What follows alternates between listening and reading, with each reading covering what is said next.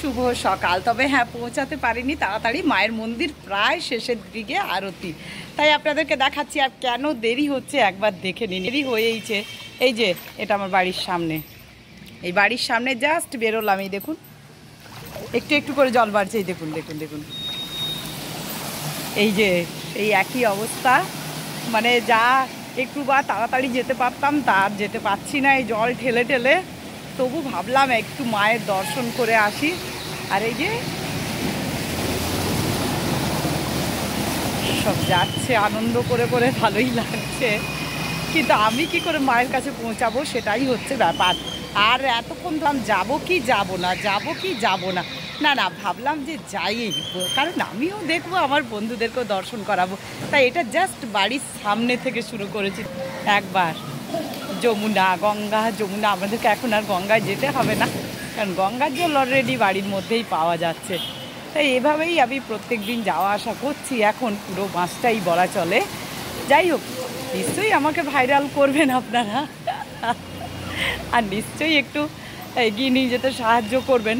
কেষ্ট বলে না যে কষ্ট করলে কেষ্ট পাওয়া যায়, আমি এখনও কেষ্ট পাইনি, আর কেষ্ট পাবো কি না আমার জানাও নেই।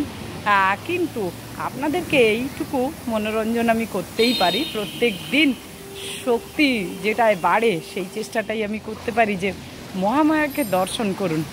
আমি এগোলাম বা পেছলাম সেটা না, কিন্তু আপনারা প্রত্যেক দিনই দর্শন করুন, ভালো অভ্যেস তৈরি করুন। ভালো অভ্যেস তৈরি করলে ভালো কিছু হয়।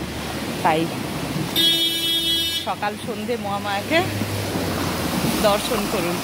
আর এভাবেই আমি যাতায়াত করছি এখন। কি করব বলুন, তবু তো মাকে দর্শন করব। চলুন, এতক্ষণ জানি হয়েই গেল প্রায় দরজা বন্ধ।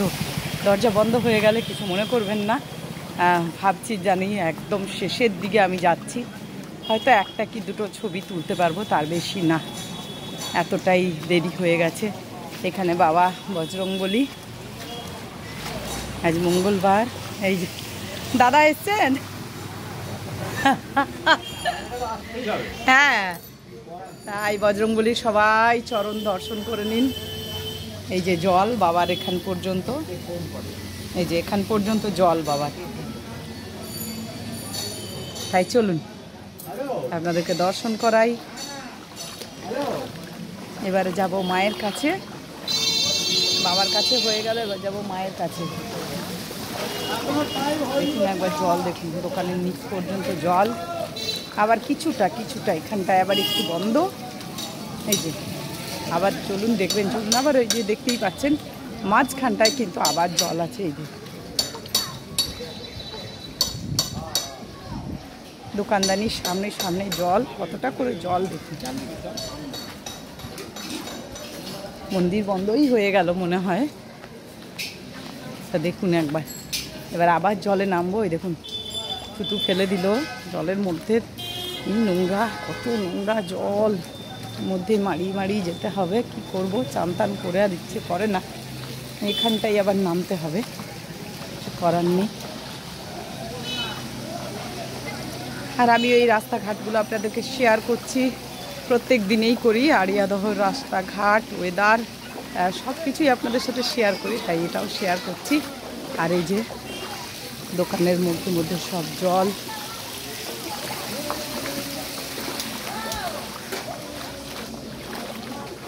জাস্ট আমারও দেরি হয়ে গেল পৌঁছাতে। কি করব বলুন, এই জল ঠেলে ঠেলে আস্তে আস্তেই দেরি হয়ে গেল।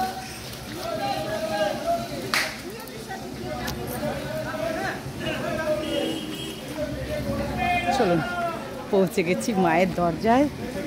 এই যে মায়ের এইখানটায় একটু জল, আর জল নেই, মায়ের ভিতরে কোনো জল নেই, তাই পৌঁছে গেলাম। জল ঠেলে কষ্ট করে পৌঁছে গেছি। একটা কি লাভ হবে জানেন জীবনে, মাকে তো দেখতে পাবো, মায়ের তো দর্শন পাবো। তাই সব কাজ ছেড়ে ভাবি আগে মাকে দর্শন করি, জগৎ জননীকে। আর এটাই আমার ইচ্ছে, উদ্দেশ্য, আপনাদেরকে দর্শন করাই। চলুন, এই যে এখনো আরতির বাজনা বাজছে, মানে আরতিটা শেষের দিকে, সে হোক। চলুন আপনাদেরকে দেখাই বাবা।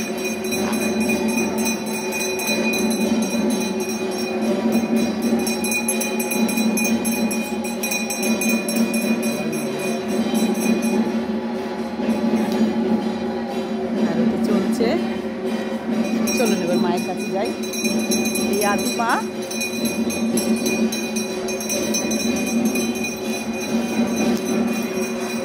এই দৃশ্য না দেখাতে পারলে আমার তো পেটের ভাতই হজম হবে না। আপনাদের সাথে যদি না শেয়ার করি এত সুন্দর দৃশ্য, তাহলে আর কি হলো।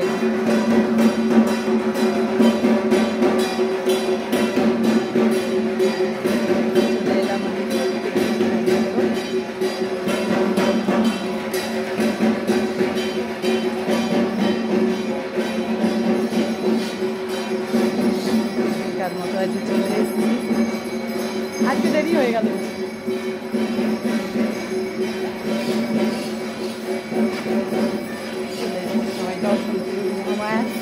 জগৎ জননী, অনেক জল ঢেলে অনেক কষ্ট করে মায়ের কাছে পৌঁছে গেলাম। অবশ্যই দর্শন করুন সকলে মিলে। মা হলুদের তাঁত পরেছেন, অপূর্ব লাগছে।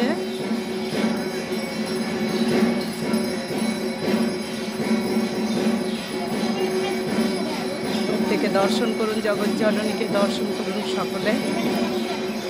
তাহলে এখন এইটুকু, নেক্সট ভিডিও নিয়ে আসছি, সুতপা লাইভে আসছি, সরাসরি লাইভ দর্শন করুন।